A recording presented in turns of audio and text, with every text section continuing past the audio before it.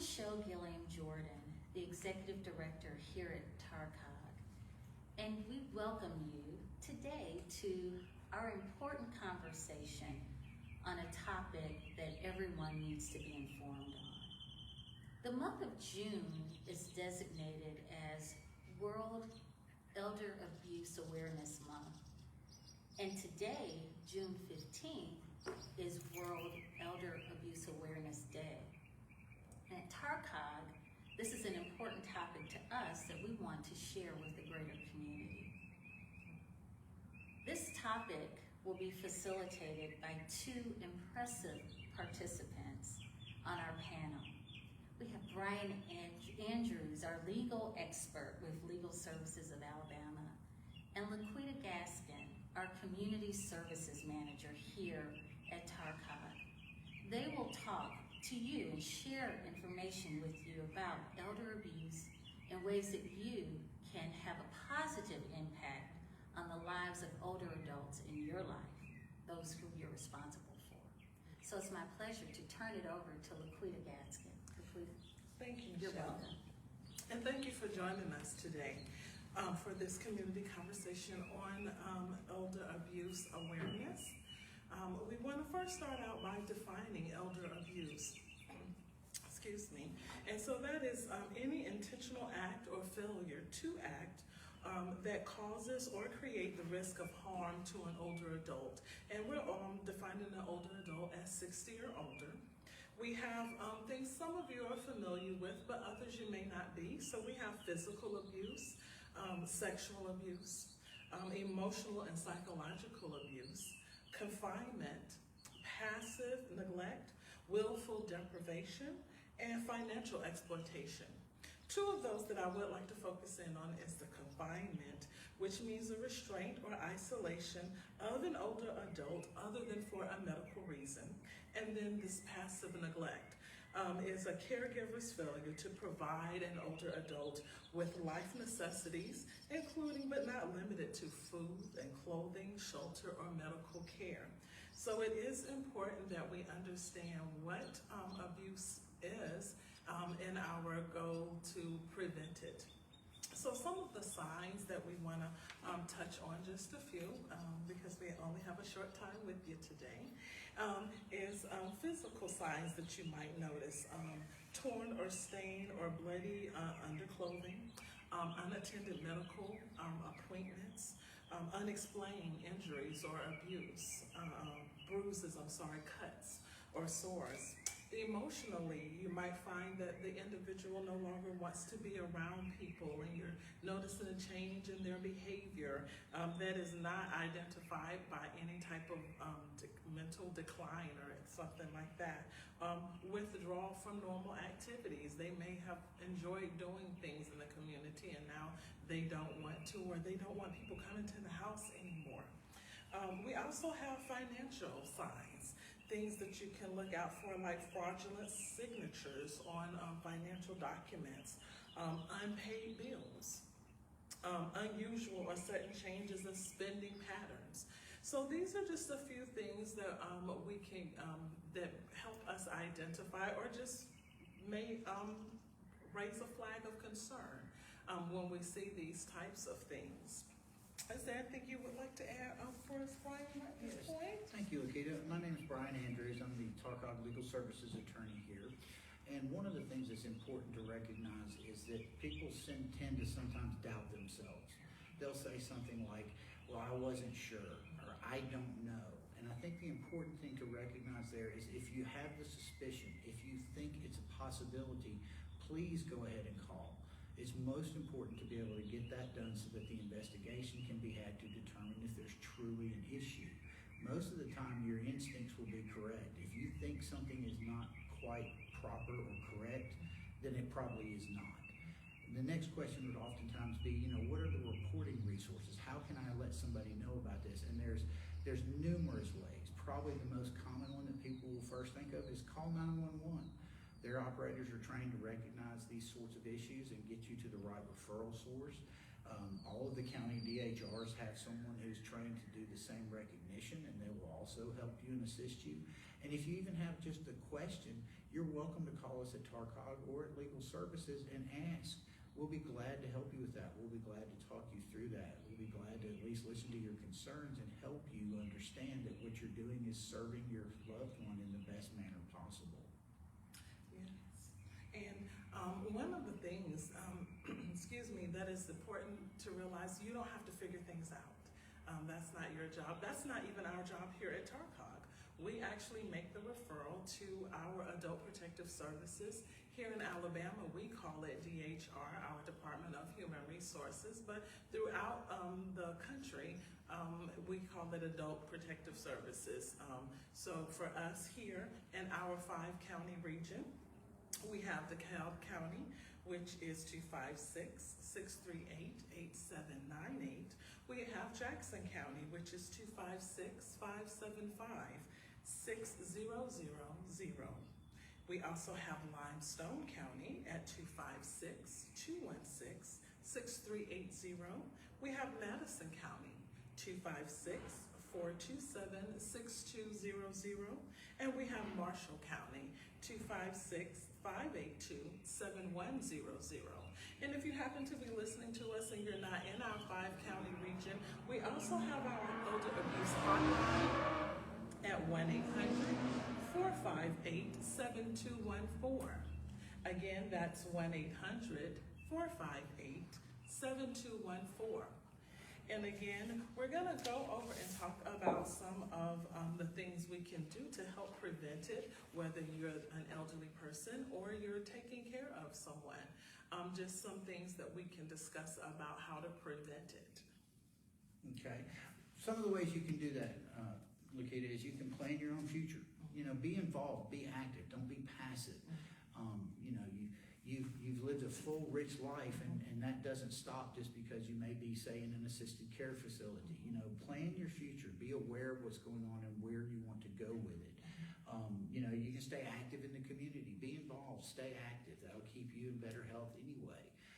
It also keeps you from being socially isolated. You know, post and open your own mail. Don't let other people be responsible for that, because then you don't know if letters are truly going out or if you're receiving something that might be important. You know, and this is very, very important, because one of the things that's become very, very common is the fraud and scam of elder people. And one of the things that's most important there is to be cautious. Do not ever, under any circumstances, give out personal information on the phone. A legitimate caller, either from the government or even a private entity, will always know that information. They don't need you to confirm a birthday or a social security number or even an address. Don't give out any information like that, because scammers and people that perpetuate frauds have become incredibly sophisticated. They've also recognized that there's a gap in protection for elderly abuse people, or people that may suffer from elderly abuse. I apologize. And they take advantage of that. They will become your friend. And that can range anywhere from, you know, claiming to be, I believe one of the common scams is claiming to be a relative who's suddenly in big legal trouble and needs grandma to send money quick or they're gonna throw me in jail. That's a common one. Another common one, I believe, is the romantic scam, where, you know, you may be utilizing social media, somebody makes contact with you, you start talking to them, you think you have formed a connection, and instead what you've done is you've played right into the hands of somebody that's going to take that information and your giving nature, and they're going to take advantage of it. And I have talked to several clients who have lost a very large amount of money in a situation like that. So that would be my biggest thing, would be to not give out personal information under any circumstances on the phone. Along with that, no legitimate person is ever going to have you go get some form of payment and send that to them. So if they're telling you go to Walmart and get a card, or they're telling you to go buy a gift card or a cashier's check or something like that and send that to them, especially if they're trying to emphasize it and make it incredibly quick, you know, this has got to happen right away. If they try to impart that sense of urgency, that's a warning sign. You know, another thing you can do to protect yourself financially is use direct deposit for your checks. That way it goes straight into your bank account, and you should be the only person that's got access to it. You can have your own phone. That way you're in communication with other people, and you're not dependent on other people to make those for you.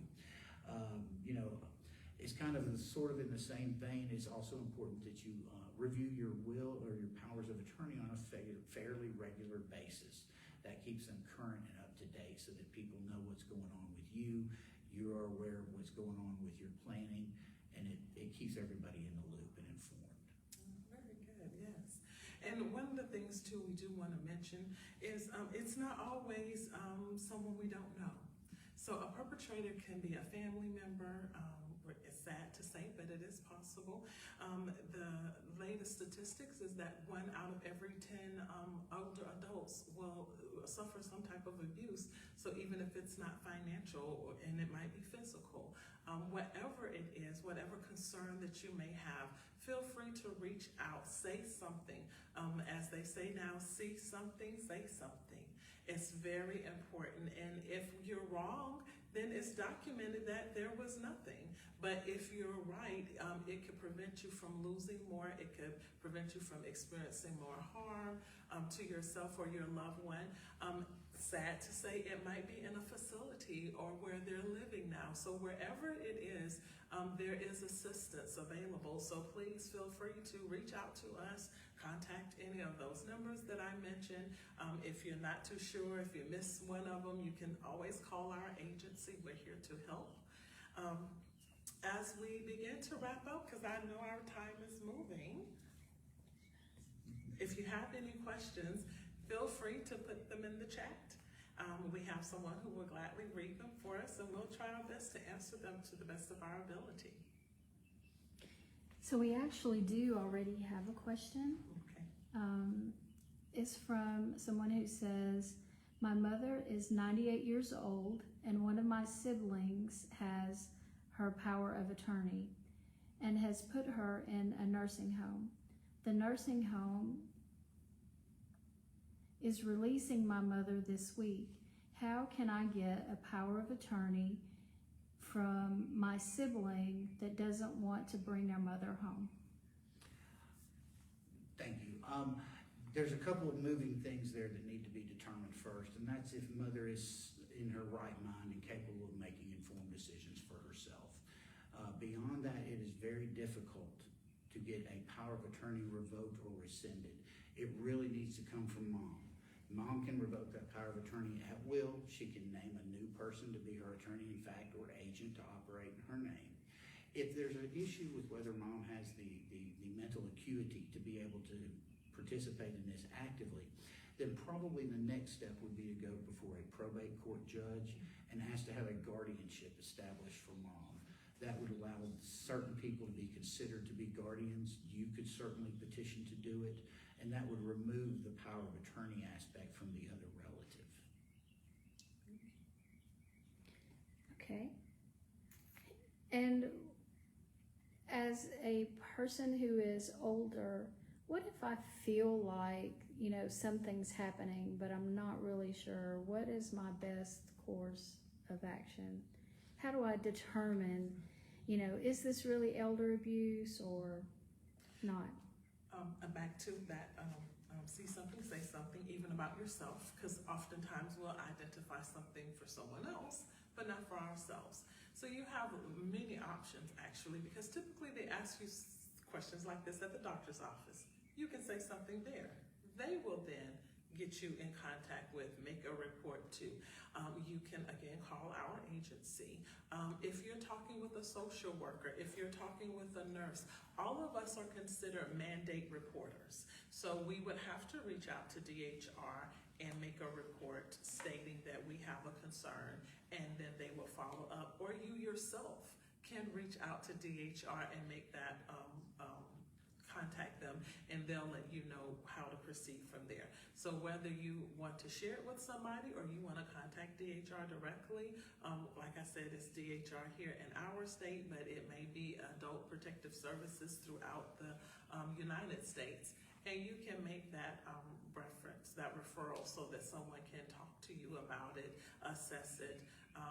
Again, it is better to say something and be wrong than to not say anything else, and I'm sad to say, possibly lose your life. So we will definitely want you to say something. Absolutely. I would agree with that 100%. So, I don't have a lot of resources. The questioner says, I don't have a lot of resources, but how can I, is there any way for me to get a will or a power of attorney? Yes, absolutely. The only requirements for the programs that I participated in through TARCOG and Legal Services are that you be 60 years old or older and a United States citizen. There are no legal fees. We're glad to prepare those documents for you or on your behalf. You know, the only thing that comes into play there is if someone is older, whether they have the mental capacity to enter into a binding legal agreement, which is what that is.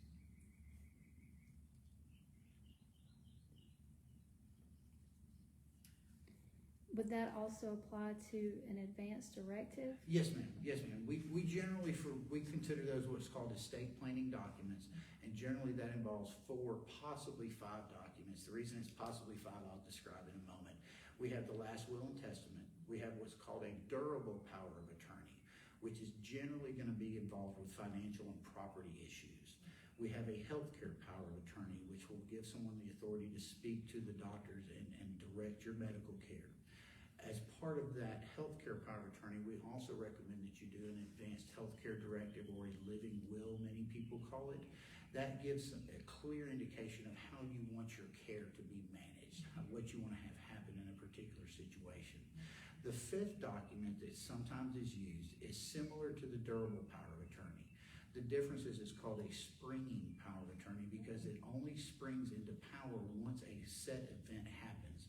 That is always going to be either the incapacity or the failing of mental acuity, the incompetency of another person. Only those 2 events would trigger that power of attorney into force.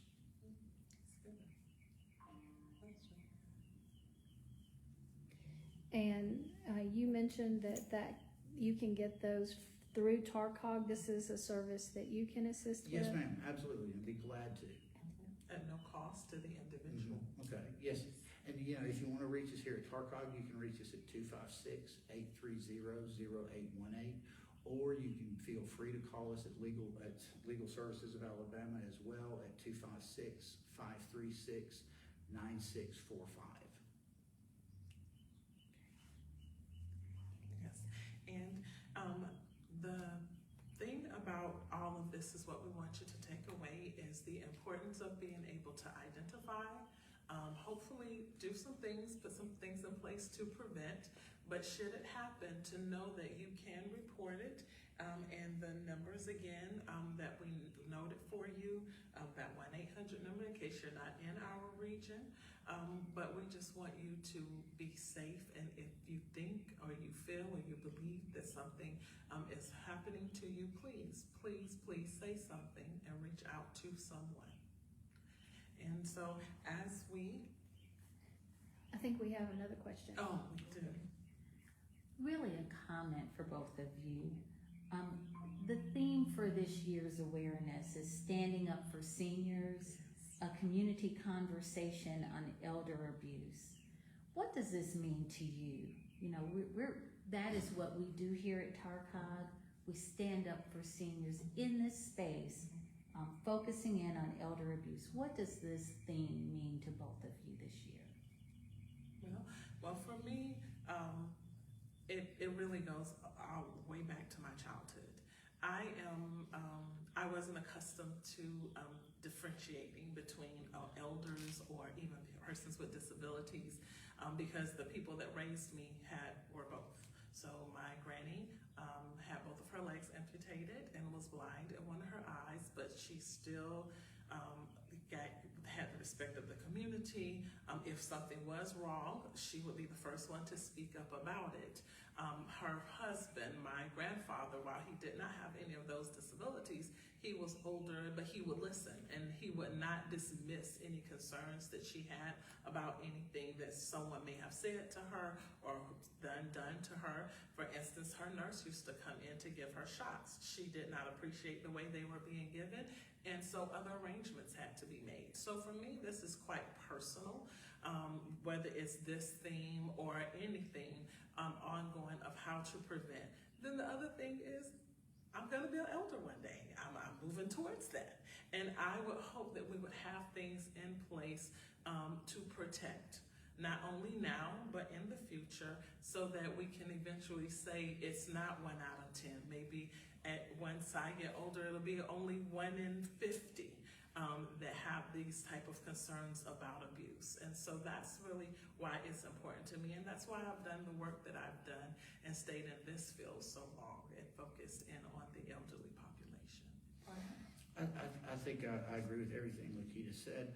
I think it's important that people recognize that this sort of situation thrives in darkness and ignorance. So when we start talking about community involvement or conversation, that's bringing it out into the light. It stops it from being able to happen. And that's to protect one of our most vulnerable populations, people that may not at that point in life be able to speak for themselves. So it's important that people discuss things. It's important that they be asking for help or examining the people that they're around. Just be involved. Open the conversation. If you think it's happening to someone else, open that conversation. Don't let it sit there and fester in the dark where it'll gain strength and become a tragedy. Yes. And with that too, as we wrap up, with the World Elder Abuse Awareness, one of the things they say, plan, inform each other, stay connected, and report. And with that, our time is almost up. Again, we'd like to thank you for joining us today. And if you have submitted questions that we didn't get to, we will respond to you online. And if you want to help us continue the conversation, please see our latest Facebook post and participate in our World Elder Abuse Awareness Day Challenge by responding to at least one of the questions. Thank you again for joining us today.